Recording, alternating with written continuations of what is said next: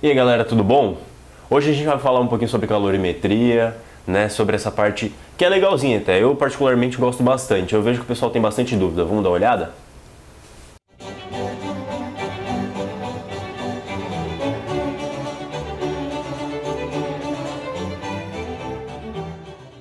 Mas antes de começar, pessoal, vamos falar um pouquinho sobre o que é calor, né? O que é esse carinha aqui, certo? Para que ele serve? Bom, pessoal, calor nada mais é do que um tipo de energia, tá? O pessoal da engenharia, não sei se vocês vão querer engenharia na vida, mas o pessoal da engenharia, eles usam calor. Calor é um tipo meio sujo de energia, assim. É um tipo de energia que ele não serve muito para muita coisa. Calor só serve para tratar com calor, entendeu? Então é um tipo de energia que o pessoal usa para transformar em outras coisas? Não, ninguém usa para transformar em outras coisas, usa simplesmente como calor, tudo bem? Já que ele é um tipo de energia, pessoal, a unidade é joule ou caloria. Usualmente a gente usa caloria, tá? Nessas questões de calorimetria a gente usa caloria normalmente, mas pode ser em joules também, porque é uma unidade de energia. E aí, existe o calor específico e o calor latente. O que são esses caras, pessoal? Esses caras são dois coeficientes. Para que eles servem? Eles servem para mensurar como que cada material varia de acordo com a temperatura ou de acordo com o calor recebido, tudo bem? Então, o calor específico, que a gente representa como CS, ele é representado em normalmente... Ó, pessoal, eu tô representando aqui em calorias porque usualmente a gente vai usar caloria, tá? Então é em calorias por grama grau Celsius. Então ele tem a ver com calor, certo? Ele tem a ver com a massa do negócio e com a variação de temperatura. E o calor latente, que a gente chama de Lzão, L maiúsculo, tem a ver com o calor e somente com a massa do objeto. Então esses caras aqui, o importante é saber que esses caras, eles mostram como que um objeto varia através da recepção de calor, tudo bem? Então ele mostra como que varia a quantidade de calor no objeto. Agora vamos falar do que interessa. Bom, pessoal, então a gente vai começar falando do seguinte, ó, os conceitos de calorimetria, certo? A gente vai falar sobre calor sensível, calor latente e sobre a definição de capacidade térmica, né? O que é isso aqui que volta e meia aparece nos exercícios, beleza? Bah, então vamos começar falando de calor sensível. Bom, calor sensível, pessoal, é o calor que resulta na variação de temperatura. Opa, se variou a temperatura, é calor sensível, pessoal. Então vai ter que ter alguma coisa falando de ΔT, concorda? Variou a temperatura. Ah, então beleza. Então, ó, o calor recebido pelo seu objeto ou cedido pelo seu objeto tem a ver com a temperatura porque trata da variação de temperatura, certo? Só que ele tem esses dois fatores aqui, ó, depende da massa, né, pessoal? Imagina, um objeto de 1 kg não esquenta do mesmo jeito, quer dizer, esquenta do mesmo jeito, mas não esquenta com a mesma velocidade que um objeto de 50 kg, você concorda? Então depende da massa desse negócio e depende disso aqui, pessoal, que a gente chama de calor específico. Então, ó, o calor depende da massa, do calor específico e da variação de temperatura, né, que eu escrevi aqui embaixo, pessoal. Esse calor é conhecido também como quimacete, né? Então, para decorar essa formulinha aqui, o pessoal chama de quimacete, certo? Porque dá para decorar, ó, MC ΔT, tudo bem? Então, calor... Opa, quase derrubei tudo. Calor sensível é MC ΔT. Beleza, pessoal? Então, tem a ver com variação de temperatura. Se vocês esquecerem isso, vai dar problema aqui. Então, vamos dar uma olhada na próxima lousa. Então, pessoal, nessa lousa aqui a gente vai falar de calor latente, certo? O que é o calor latente, pessoal? O calor latente é o calor que trata da mudança de estado físico. Opa, então mudou de estado, é calor latente, né? Ah, como assim mudou de estado? Ah, virou de sólido para líquido, ou de líquido para vapor, ou de vapor para líquido, e assim por diante, tudo bem? Ou qualquer mudança dessa, de sólido para vapor direto também é uma mudança de estado físico, certo? Então também é calor latente, pessoal. Então, esse cara, mudança de estado físico, pessoal, numa substância pura, não tem variação de temperatura, vocês concordam? Já que não tem variação de temperatura, esse calor aqui não tem nada a ver com o ΔT, que nem o outro calor tinha. O outro era MC ΔT, o quimacete, né? Esse aqui não tem a ver com temperatura porque não tem variação de temperatura, mas sim uma variação de estado, tudo bem? Então, o calor aqui é o calor recebido ou cedido, depende da massa, porque continua dependendo da massa, e do calor L, que a gente chamou de calor latente na última lousa, na primeira lousa, certo? E aí, pessoal, é mudança de estado, tudo bem? Bom, pessoal, então para finalizar essa parte de conceitos iniciais, a gente vai falar um pouquinho sobre capacidade térmica, tudo bem? Então, capacidade térmica é uma propriedade do corpo, pessoal. Não é uma propriedade do material, não é uma propriedade do que você quiser, é uma propriedade do corpo. Ou seja, aquele corpo específico com aquele material tem uma capacidade térmica, tudo bem? Então, nos exercícios vai aparecer assim, ó, um recipiente tem uma capacidade térmica de tanto. Então, ele já está considerando a massa, ele já está considerando o calor específico, pessoal. Então, a capacidade térmica nada mais é do que a massa vezes o calor específico, tudo bem? Para aquele corpo com a massa dada, ou a massa conhecida, com aquele material, tem uma capacidade térmica conhecida, tudo bem? Então, toma cuidado, que quando ele falar de capacidade térmica, você não vai levar isso aqui em consideração. Você vai chamar tudo de Czão direto. E aí, você pode escrever, pessoal, o calor sensível agora como Czão vezes ΔT, certo? Era MC ΔT, não é? Era o quimacete. O quimacete agora pode ser escrito como Czão, porque o Czão substitui o MC, certo? Vezes o ΔT. E a unidade desse cara agora, é só passar esse ΔT dividindo, fica caloria por grau Celsius, ou seja, é a quantidade de calor que esse cara recebe ou cede para variar 1 grau Celsius, que aquele cara, que aquele corpo específico recebe, beleza, pessoal? Então é muito importante saber essa diferença. A capacidade térmica, ela trata diretamente do corpo com uma massa conhecida e com um calor específico muito bem determinado. Tudo bem? Bom, pessoal, então vamos fazer aqui um exercício da FUVEST que basicamente aborda tudo que a gente falou nesse vídeo de hoje, beleza? Esse exercício é o seguinte, ó, ele tá aparecendo aqui do lado, né? E ele fala o seguinte: um pedaço de gelo de 150 gramas, a temperatura de menos 20 graus Celsius, é colocado dentro de uma garrafa térmica contendo 400 gramas de água a temperatura de 22, tudo bem? Então não sei se vocês perceberam, ó, eu anotei os dados aqui. Então eu tenho 150 gramas de gelo a menos 20, eu tenho água a 22. Tudo bem? O calor específico do gelo é 0,5, o calor específico da água é 1 e o calor de fusão dessa mistura aqui é de 80 calorias por grama. E ele fala assim: considere a garrafa térmica como um sistema isolado com capacidade térmica desprezível. Pessoal, essa garrafa, o que isso quer dizer? Isso quer dizer que a garrafa não vai influenciar em absolutamente nada essa troca de calor aqui. Tudo bem, pessoal? Vocês conseguem ver que é uma troca de calor, né? Estou colocando gelo com água, vai trocar calor aqui. O gelo vai ficar mais quente, o gelo esquenta e a água fica mais fria, tudo bem? E aí o que ele quer saber? Pode-se dizer que ao atingir o equilíbrio térmico, o sistema no interior da garrafa apresenta-se como... E aí ele dá as alternativas aqui, tudo bem? Então vamos analisar como é que fica esse negócio, certo, pessoal? Como é que fica? Bom, é importante que vocês saibam de cara que o gelo esquenta, que a água esfria, pessoal. O gelo está mais frio, certo? Sempre que você coloca uma coisa fria com uma coisa quente, essas coisas tendem a entrar em equilíbrio térmico, certo? Ou seja, o gelo vai esquentar. Vocês podem fazer essa experiência em casa. Pega água e gelo, vocês sabem que a água vai ficar mais gelada, certo? Então... pessoal, olha só, eu não sei o que vai acontecer com esse sistema, na verdade é exatamente isso que ele quer saber na questão.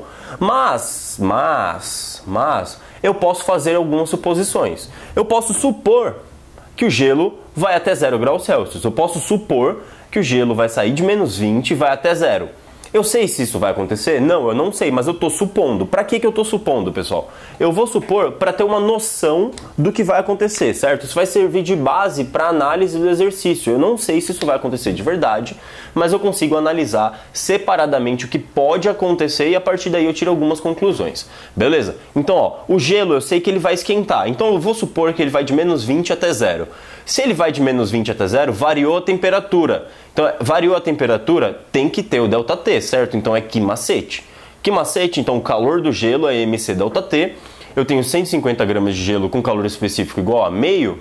E esse vai variar até o 0, porque eu estou supondo que ele vai chegar até o 0, partindo do menos 20, pessoal. Ó, é muito importante esse parênteses aqui, diferenciando esses dois sinais, porque esse sinal influencia bastante nessa conta, tá, pessoal? Então vocês costumam errar muito nesse sinalzinho aqui, ó, não pode mais errar. Então põe o parêntese e ele vai para o 0 partindo do menos 20. Então é final menos inicial, certo? Só que o inicial é menos 20. Tudo bem? E esse calor vai ser um calor positivo de 1.500 calorias, ou seja, o gelo precisa de 1.500 calorias para ir de menos 20 até 0. Tá, Taif, mas para que eu calculei isso? Isso não serve de nada. Pessoal, vai servir, olha só. Agora vamos analisar a água. A água, a gente sabe que a água vai esfriar, mas eu não sei quanto que ela vai esfriar, eu não sei como, certo? Então eu vou analisar. Como quem não quer nada, eu vou supor que ela vai de 22 graus Celsius até 0 graus Celsius. Também estou considerando que ela vai até zero, que nem o gelo. Tudo bem? Por quê? Só para ter uma noção do que vai acontecer. Então o calor da água também vai ser mc∆T, porque tem variação de temperatura. Vai ser 400 gramas de água, vezes 1, que é o calor da água, vezes final menos inicial. O inicial é 22, certo? Então esse calor da água, pessoal, vai dar menos 8.800. Taif, o que é esse menos aqui? Pessoal, esse menos é o seguinte, ó, a água está ganhando ou perdendo calor? Bom, não sei. A resposta você pode ter respondido, não sei se ela está ganhando ou perdendo. Bom, pensa comigo. Ela está esfriando, certo? Uma coisa que está mais quente, ela adquiriu mais calor. Se está mais frio, ela tem menos calor, certo? Se ela tem menos calor, ela perdeu calor em relação ao que ela tinha antes. Perdeu sinal negativo, tudo bem, pessoal? Então, perdeu calor, sinal negativo. Então, olha só. O gelo precisou de 1.500 calorias, precisou receber... Você concorda que ele recebe calor para esquentar, certo? Então ele precisou receber 1.500 calorias para ir até zero.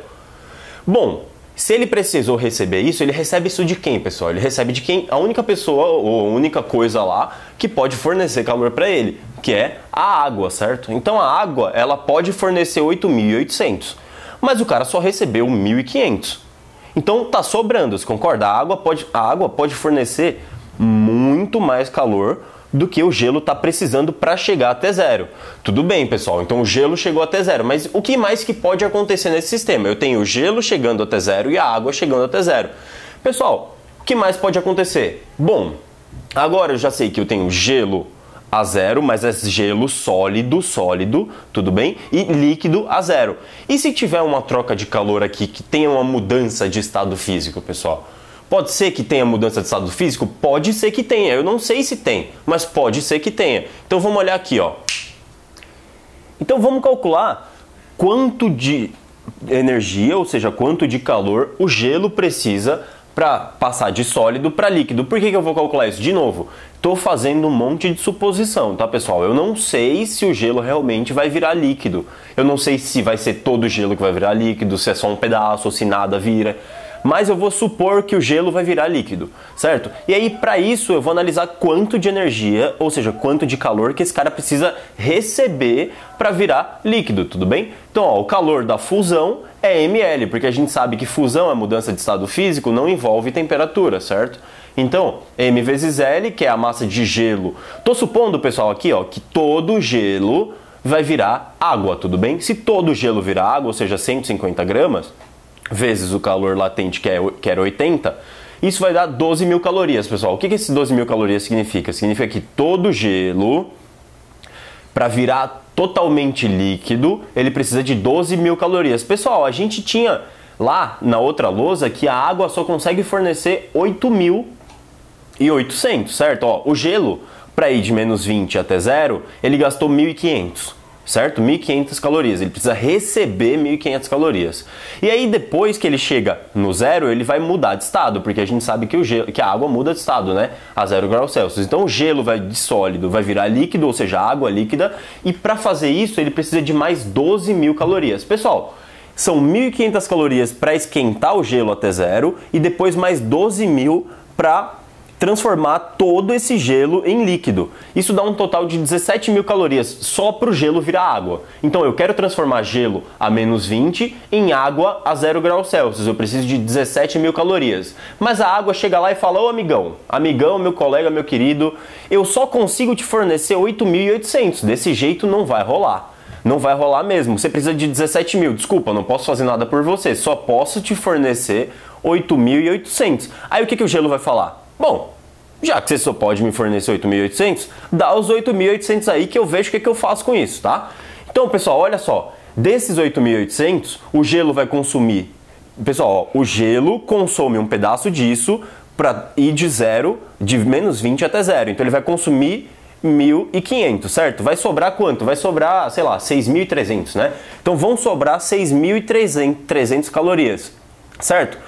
6.300 calorias não é o suficiente para transformar todo o gelo em água. Então o que vai acontecer? Somente um pedaço do gelo vai virar líquido. Então a água não consegue fornecer o suficiente para mudar de estado, para que o gelo inteiro vire água completamente, tudo bem? Então a troca de calor, o que acontece? A troca de calor para no meio do caminho, pessoal. Se a troca de calor para no meio do caminho, é como se a água estivesse dizendo o seguinte, ó, agora só tem 6.300, tá? Eu vou fazer o que der para você conseguir transformar o máximo possível de sólido em líquido, mas o máximo possível é só com os 6.300 que eu ainda tenho. Tudo bem? Porque você já gastou 1.500. Então, desculpa, só posso fornecer o que ainda tenho, certo? Então a água vai até zero e quando ela for até zero, ela vai fornecer 1.500 para o gelo e depois mais 6.300 para isso daqui, ó, para a mudança de estado. Então, já que existe sim mudança de estado, só que não é o suficiente para transformar todo o gelo e só um pedaço dele, certo? Não tem 12.000 calorias, só tem 6.300. Então, a troca de calor para no meio do caminho. Isso significa que o gelo virou zero e depois um pedaço do gelo virou água. Pessoal, quando isso acontece, a água também vai estar zero. Então eu vou ter gelo a zero e água a zero. Então o equilíbrio é uma mistura de gelo e água e isso tudo vai estar a 0 graus Celsius. Como vocês podem ver aqui, é na alternativa C, beleza? Bom, pessoal, então a aulinha de calorimetria foi isso. Eu espero que vocês tenham gostado. Meu nome é Taif. Até a próxima.